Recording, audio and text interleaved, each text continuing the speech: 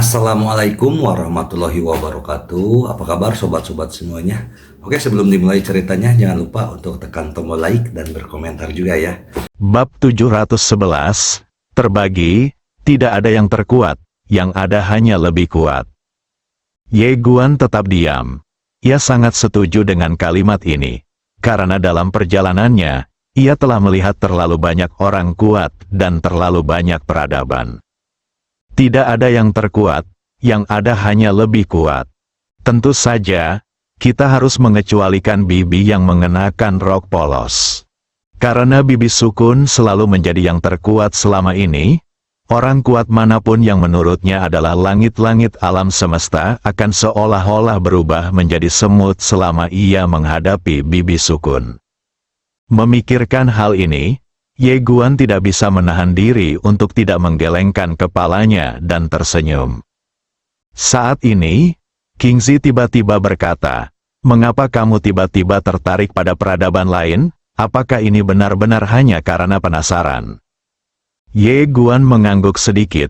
"Ya, sekarang di luar, peradaban terkuat di alam semesta yang dikenal di seluruh era lama adalah nenek moyang Anda. Anda adalah langit-langit alam semesta di hati setiap orang, dan saya lebih penasaran apakah Anda memiliki kontak dengan mereka, tinggal di peradaban yang lebih tinggi lainnya." Kingzi tiba-tiba membuka telapak tangannya, dan bola berwarna ungu bintang muncul di telapak tangannya. Ye Guan sedikit penasaran, apa ini? King tahu, kosmografi. Ye Guan berkedip, kosmograf. Kingzi mengangguk dan menjelaskan, ini adalah alam semesta yang saat ini dipahami oleh nenek moyang kita. Di alam semesta yang diketahui saat ini, banyak peradaban dan ras telah lahir, tetapi kemudian, peradaban dan ras ini akhirnya menghilang ke dalam sungai panjang sejarah. Berbicara tentang ini, dia menggelengkan kepalanya sedikit. Peradaban atau ras apapun hanyalah pejalan kaki di depan alam semesta tanpa akhir ini. Bahkan nenek moyang kita mungkin akan menghilang dari alam semesta ini suatu hari nanti. Gagasan bahwa kita adalah penguasa alam semesta itu konyol. Ye Guan tiba-tiba tertawa dan berkata, "Saya sangat ingin melihat akhir alam semesta." Kingzi tersenyum dan berkata, "Tuan Ye, apakah menurutnya alam semesta memiliki akhir?" Ye Guan bertanya, "Bagaimana menurutmu, Nak?" Kingzi tiba-tiba menunjuk ke area hitam di kosmometer. Tempat ini disebut hutan Shengsu. Itu adalah tempat yang dijelajahi nenek moyang kita. Dan nenek moyang kita telah menghabiskan hampir 100 tahun menjelajahi tempat ini. Miliaran tahun. Ye Guan mengerutkan kening. Hutan Shengsu, Kingzi mengangguk. Tempat ini ditemukan oleh nenek moyang saya. Sejak itu, nenek moyang kami menjelajahi tempat ini satu demi satu. Awalnya, kami menderita kerugian besar." Ye Guan berkata dengan suara yang dalam, "Apakah itu berbahaya?" Kingzi sedikit mengangguk, "Ini sangat berbahaya."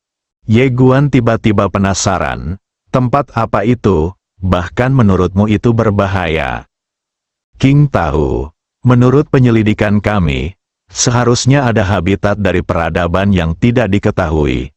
Tetapi kemudian, karena alasan yang tidak diketahui, peradaban yang tidak diketahui itu tertinggal di sana. Kami hanya tahu begitu banyak, karena area intinya kami tidak bisa mendapatkan masuk, dan oleh karena itu, kami tidak dapat mempelajari lebih lanjut. Ye Guan tiba-tiba berkata, "Nona Kingzi, Anda mengetahui begitu banyak peradaban kosmik dan memiliki pengetahuan seperti itu. Lalu mengapa Anda begitu bangga, sombong, dan tidak menganggap serius orang luar?" Kingzi tersenyum tipis dan berkata, "Itu terbagi di antara orang-orang." Ye Guan sedikit mengernyit, "Pisahkan orang?" Kingzi mengangguk, "Kami tidak tertarik dengan peradaban kuno di luar. Karena menurut kami, mereka sangat terbelakang. Terus terang, peradaban seni bela diri di luar sekarang tidak sebaik puluhan miliar tahun yang lalu. Dalam situasi ini, terus terang, kami sangat baik hati dengan tidak memperbudak mereka. Rasa hormat didasarkan pada kekuatan. Kami dapat dengan mudah menghancurkan kalian semua dalam situasi ini. Ye Guan terdiam. Kingzi melanjutkan, adapun peradaban khusus itu, nenek moyang kita juga menghormatinya. Misalnya, teman peradaban dewa yang saya kenal, nenek moyang saya sangat menghormatinya. Bahkan pemimpin klan pernah mengunjunginya secara langsung. Ye Guan mengangguk sedikit. Saya mengerti. Kingzi tersenyum dan berkata, ini adalah kenyataan. Sama di mana-mana. Ye Guan mengangguk.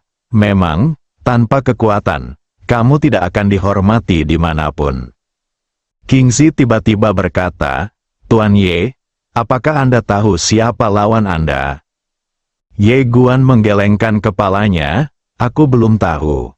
Kingzi tersenyum dan berkata, seharusnya hanya ada dua orang. Mereka adalah putra suci dan gadis suci. Ye Guandao, apakah mereka belum mencapai 90% keilahian?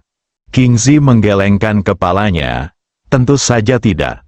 Selama berabad-abad, nenek moyang kita memiliki banyak orang jenius dan monster. Mereka semua luar biasa. Tetapi sangat sedikit orang yang dapat mencapai 90% keilahian. Seringkali, seseorang itu mungkin untuk mencapai 80% keilahian sebelum usia 20. Tetapi dalam beberapa juta tahun terakhir, ia belum mampu mencapai 90% keilahian. Ye Guan bingung, kenapa? Kingzi menggelengkan kepalanya, saya juga tidak tahu. Saya hanya tahu bahwa jalan antara 80% keilahian dan 90% keilahian sangat sulit. Sulit untuk menggambarkannya sebagai mendaki ke langit. 90% ilahi, Ye Guan terdiam. Sejauh ini, selain keluarganya sendiri, dia hanya bertemu dua dewa 90%, Senyi dan mantan pemimpin sekte. Pemimpin sekte yang lalu, memikirkan wanita ini, Ye Guan pusing. Inilah satu-satunya musuh yang kuat dari awal hingga akhir. Lawan terkuat yang pernah dia temui adalah Kaisar Abadi dan lainnya, dan mereka yang sekarang sama lemahnya dengan semut. Tetapi Master Sekte masa lalu ini berbeda.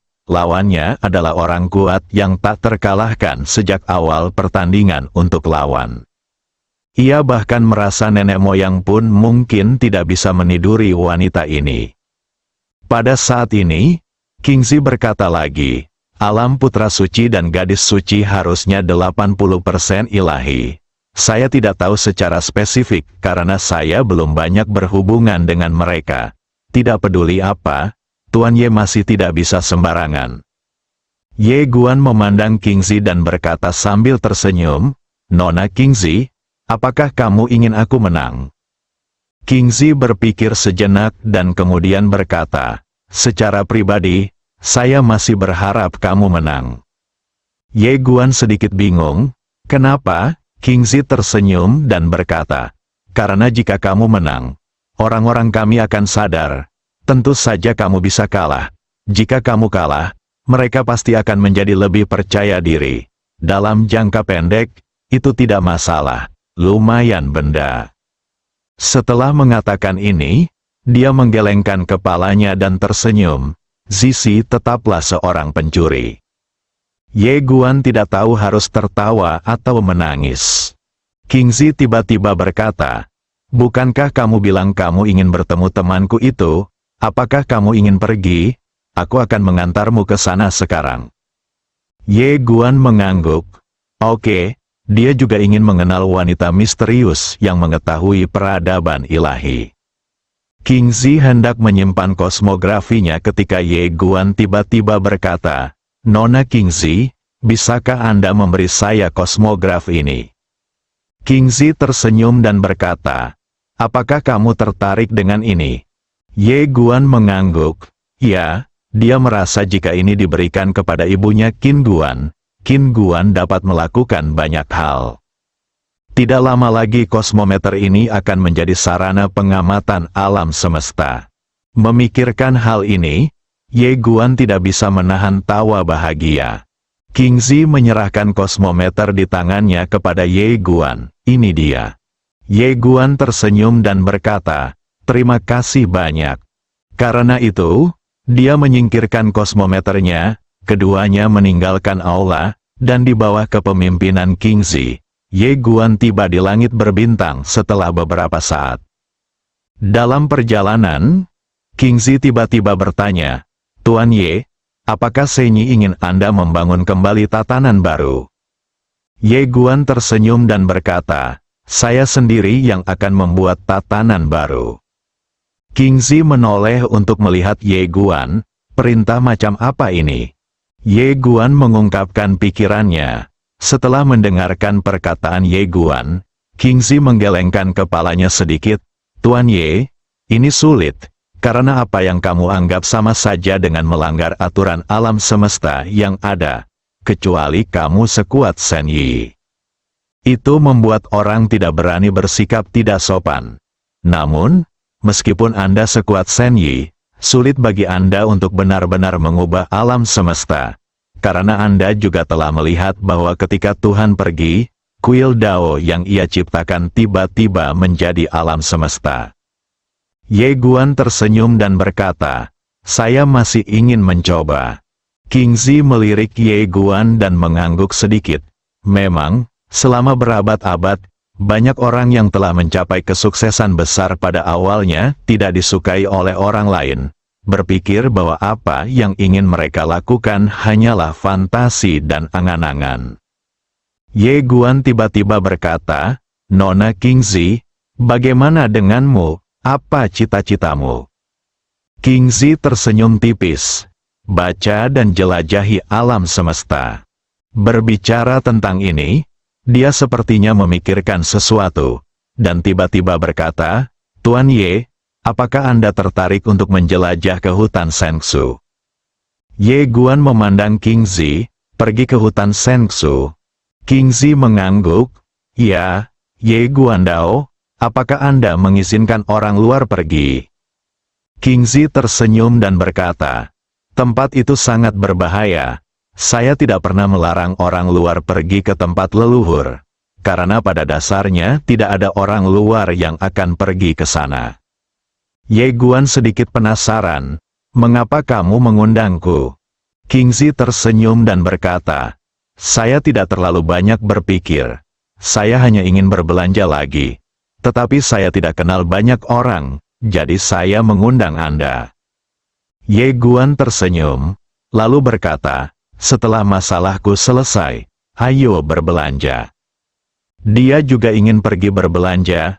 Bagaimanapun, dia telah berjanji pada Arya dan Xiao Bai untuk pergi ke arkeologi. Bukankah hutan Shengsu ini adalah tempat terbaik? Bahaya, Xiao Bai Arya ada di atas. Dan dengan Xiao Bai dan Arya di sini, dia sepertinya melihat harta karun yang tak terhitung jumlahnya berlari ke arahnya. Memikirkan hal ini, Ye Guan tidak bisa menahan tawa bahagia. Qingzi tampak bingung, mengapa Tuan Ye tiba-tiba mulai tertawa.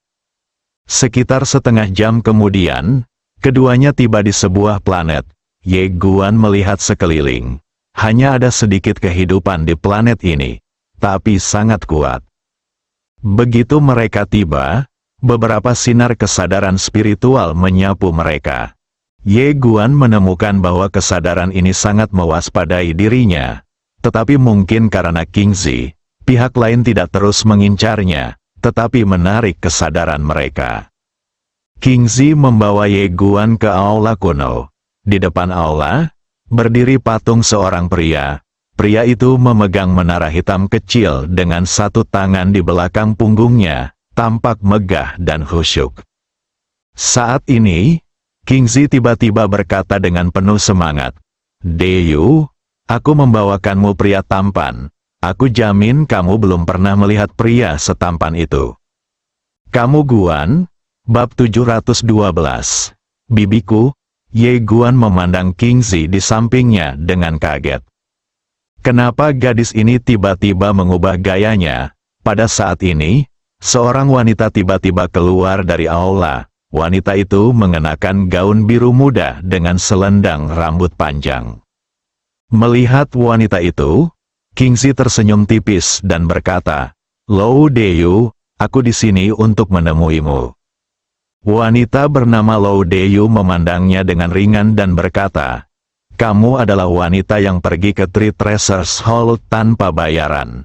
Katakan padaku, ada apa?" King Zi tersenyum dan berkata, "Izinkan saya memperkenalkan Anda. Orang di sebelah Anda adalah Tuan Ye Guanye. Dia berasal dari Guangxuan Universe." Lou Deyu memandang Ye Guan dan mengerutkan kening. Ye Guan tersenyum dan berkata, "Nona Lou, senang bertemu denganmu." Lou Deyu tidak menjawab, tapi menoleh untuk melihat King Zi. King Zi tersenyum dan berkata, "Jangan terlalu acuh, Tuan Ye adalah orang yang baik." Lou Deyu berbalik dan berjalan menuju aula utama. Ye Guan sedikit bingung, tapi King Zi tidak terkejut. Dia menoleh ke arah Ye Guan dan berkata sambil tersenyum, "Ayo masuk." Ye Guan ragu-ragu sejenak, lalu mengangguk. Setelah memasuki aula, Ye Guan menemukan bahwa seluruh aula dipenuhi dengan berbagai buku kuno, dan Lou Deyu sedang duduk di meja menulis sesuatu. King Zi berjalan cepat ke arah Lou Deyu. Setelah memperhatikan sejenak, dia menjadi bersemangat dan berkata, "Deyu, metode pengetahuan ilahimu akhirnya akan selesai.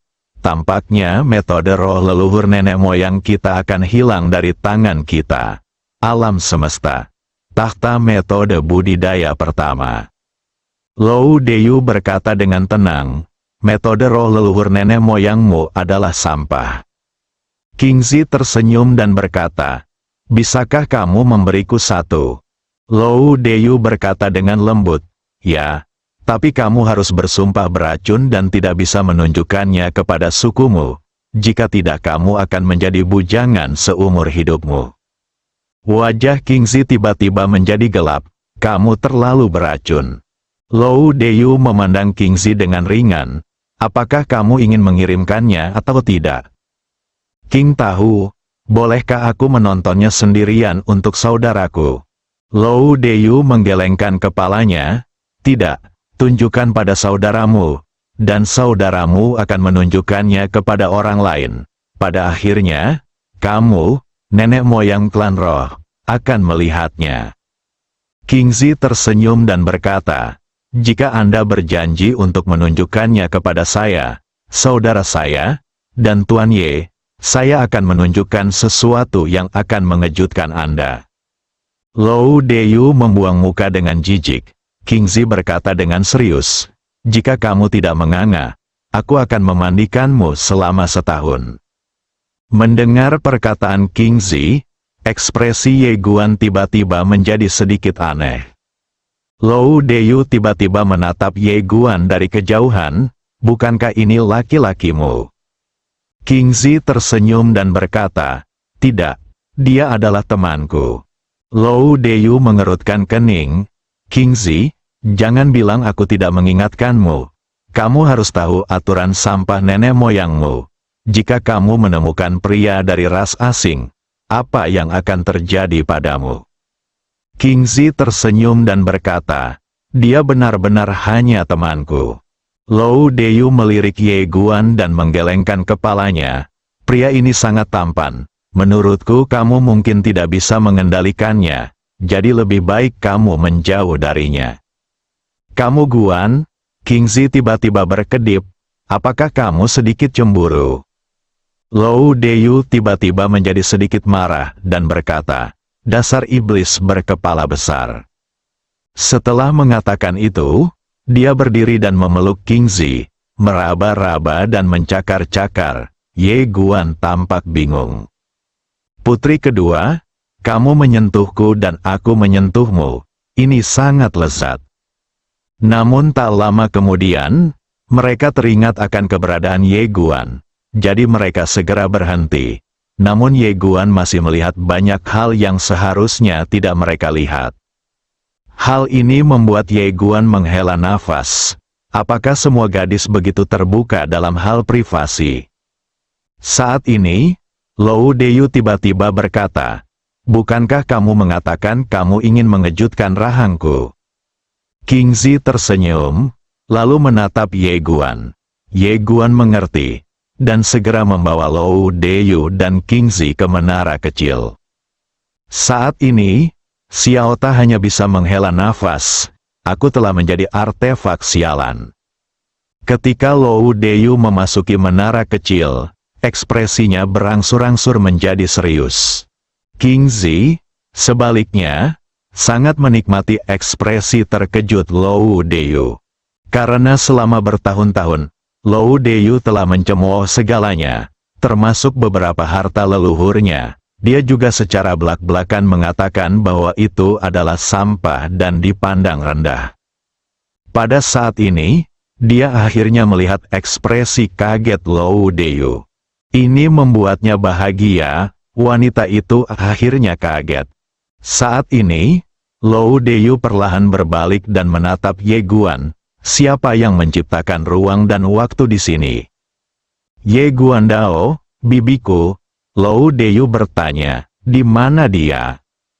Ye Guan menggelengkan kepalanya, aku tidak tahu. Lou Deyu mengerutkan kening.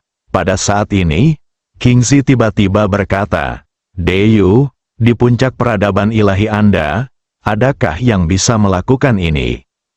Lou Deyu tetap diam, bisakah itu dilakukan? Lou Deyu melihat sekeliling, dan setelah beberapa saat, dia akhirnya menggelengkan kepalanya. Ekspresi King Zi berangsur-angsur menjadi lebih serius, karena dia menyadari bahwa dia mungkin meremehkan kengerian ruang dan waktu khusus ini. Lou Deyu tiba-tiba menoleh ke arah Ye Guan. Bolehkah aku bertemu bibimu? Ye Guan menggelengkan kepalanya. Sejujurnya, aku tidak tahu kemana dia pergi. Lou Deyu menatap Ye Guan. Bisakah kamu menghubunginya? Ye Guan mengangguk. Itu benar, dia tidak membual, dia ingin menghubungi Bibi Sukun. Itu baik-baik saja, karena intuisinya mengatakan kepadanya bahwa jika dia benar-benar menginginkan Bibi Sukun pasti akan mengambil tindakan. Tetapi dia pasti tidak akan menelepon Bibi Sukun. Karena dia tahu betul bahwa Bibi Sukun pasti tidak tertarik dengan hal semacam ini. Bibi Sukun sangat baik padanya, tapi dia tidak bisa menyalahgunakan kebaikan ini, dan dia tidak akan melakukannya. Mendengar perkataan Ye Guan, Lou Deyu langsung ingin mengatakan sesuatu, tapi dihentikan oleh King Zi. Dia bisa melihat bahwa Ye Guan tidak akan meminta bibinya untuk keluar. Akan agak tidak sopan jika Deyu bertanya lagi. Pada saat ini, Lou Deyu jelas menyadari hal ini. Meskipun dia tidak mau melakukannya, dia akhirnya memilih untuk menyerah untuk sementara. King Zi tiba-tiba berkata, Deyu, kami baru saja sepakat bahwa jika Anda terkejut, Anda harus menunjukkan pengetahuan spiritual Anda kepada Tuan Ye. Lou Deyu melirik King Zi. Dan dia secara alami tahu bahwa saudara perempuan baiknya membantunya menutup jarak antara dia dan Ye Guan. Sulit untuk mengatakan apapun ketika Anda orang asing. Tapi kalau kita berteman, maka tentu saja segalanya akan lebih mudah untuk dikatakan. Lou Deyu secara alami memahami hal ini. Jadi dia mengeluarkan buku pengetahuan ilahi yang telah dia tulis sebelumnya dan menyerahkannya kepada Ye Guan. Ye Guan hendak menolak, tapi King Zi telah mengambilnya dan menyerahkannya kepada Ye Guan sambil tersenyum. Ini adalah metode mengetahui pikiran oleh para dewa. Saat ini metode kultivasi nomor 1 di alam semesta. Jika Anda tidak melihatnya, Anda tidak akan melihatnya dengan sia-sia. Ye Guan ragu-ragu sejenak, lalu mengambil metode mental. Setelah melihatnya sejenak, dia tersenyum sedikit dan berkata, ini memang sangat bagus. Lou Deyu mengerutkan kening. Itu saja, Ye Guan sedikit terkejut. Ini, sangat bagus. Lou Deyu menatap Ye Guan. Apakah kamu tidak kaget? Tidak kaget sama sekali. Ekspresi Ye Guan membeku. Saya harus mengatakan bahwa metode kultivasi ini memang sangat bagus. Tetapi metodenya dalam mengamati alam semesta bahkan lebih baik lagi. Lou Deyu tiba-tiba berkata, teknik apa yang kamu latih sekarang? Ye Guandao, metode misterius mengamati alam semesta. Lou Deyu menatap Ye Guan. Tunjukkan padaku. Ye Guan tidak pelit. Dia mengeluarkan sebuah gulungan dan menyerahkannya kepada Lou Deyu. Lou Deyu mengambil gulungan itu. Setelah dia membukanya dan melihatnya, ekspresinya langsung berubah. Wow. Kamu Guandao, kamu Guan. Lou Deyu menatap Ye Guan dan tidak berkata apa-apa. Kingzi sedikit penasaran. Dia mengambil gulungan itu dan melihatnya. Ketika dia melihatnya, wajahnya langsung menjadi serius. Dia menyadari bahwa dia sepertinya meremehkan Ye Guan. Metode observasi kosmologis ini jelas lebih baik daripada metode penanaman dan metode pengetahuan ketuhanan nenek moyang. Tapi bagaimana ini mungkin? Anda harus tahu bahwa apakah itu metode roh leluhur atau metode mental ilahi? Mereka hampir mewakili puncak dari metode mental beradab masing-masing. Tapi sekarang, metode kultivasi Ye Guan sebenarnya lebih baik dari mereka. Artinya, peradaban Ye Guan mungkin lebih tinggi dari peradaban negeri roh kuno dan pengetahuan ilahi. Kingzi tiba-tiba menggelengkan kepalanya dan tersenyum. Ada orang-orang yang sangat berbakat di luar dunia, tapi aku masih merasa ingin duduk di sumur dan melihat ke langit. Lou Deyu hanya menatap Ye Guan tanpa mengucapkan sepatah kata pun. Ye Guan merasa sedikit tidak nyaman ditatap olehnya. Melihat ini, Kingzi dengan cepat bercanda, Deyu, jangan terus menatap Tuan Ye, dia sedikit malu. Lou Deyu mengalihkan pandangannya, dan kemudian berkata, Tuan Ye, bisakah Anda meminjamkan saya metode kontemplasi mistik Anda? Ye Guan mengangguk. Oke, Lou Deyu sedikit terkejut. Dia mengingatkan, Tuan Ye, apakah Anda tidak menyebutkan syarat apapun? Ye Guan menggelengkan kepalanya dan tersenyum. Kamu adalah teman Kingzi, jadi kamu adalah salah satu dari kami. Syarat apa yang harus kami minta? Mendengar kata-kata Ye Guan, Kingzi di samping tidak bisa menahan diri untuk tidak meliriknya dan sedikit tersenyum. Lou Deyu melirik Kingzi, lalu menatap Ye Guan, terima kasih banyak. Karena itu, dia menyingkirkan metode Guan Xuan. Saat ini, Kingzi tersenyum dan berkata, Deyu, Tuan Ye juga sangat tertarik dengan peradaban ilahi Anda. Saya datang kepada Anda kali ini karena saya juga ingin tahu lebih banyak tentang peradaban ilahi. Jika Anda tidak sibuk, kami bisa berkomunikasi. Bagaimana menurut Anda? Lou Deyu mengangguk sedikit, saya juga ingin meminta nasihat Tuan Ye.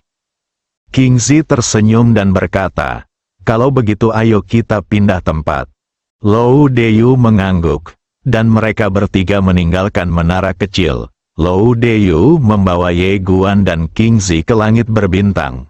Tidak jauh di depan ketiga orang itu, ada sebuah loteng, dan di tengah teras, ada benda misterius besar mirip ketel uap yang berputar perlahan, seolah sedang menerima sesuatu. Kamu menyaksikan dengan rasa ingin tahu di wajahnya. Kingzi di samping tersenyum dan berkata, ini adalah cermin kosmik. Ye Guan menoleh untuk melihat Kingzi, cermin kosmik. Kingzi mengangguk sedikit, lalu memandang Lou Deyu di sampingnya, dan berkata sambil tersenyum, Deyu, beritahu aku. Lou Deyu mengangguk, objek ini digunakan untuk mengintip alam semesta. Benda ini juga digunakan oleh peradaban pengetahuan ilahi kita untuk menjelajahi alam semesta. Fungsinya tidak lain adalah penglihatan orang kuat di alam ketuhanan 90%. Ye Guan berkata dengan suara yang dalam, "Bisakah kamu melihat sangat jauh?" Lou Deyu mengangguk sedikit. "Ya." Ye Guan tiba-tiba berbisik di dalam hatinya, "Tuan Ta, pedang King Xuan dapat melintasi alam semesta manapun." "Bukan," Xiao Ta berkata, "secara teoritis itu mungkin, tetapi Anda harus mengetahui lokasi spesifiknya." Ye Guan berkata dengan suara yang dalam, "Jika saya menggunakan cermin kosmik ini dan pedang King Xuan, akankah saya memukulnya kemanapun saya mau?" Bersambung.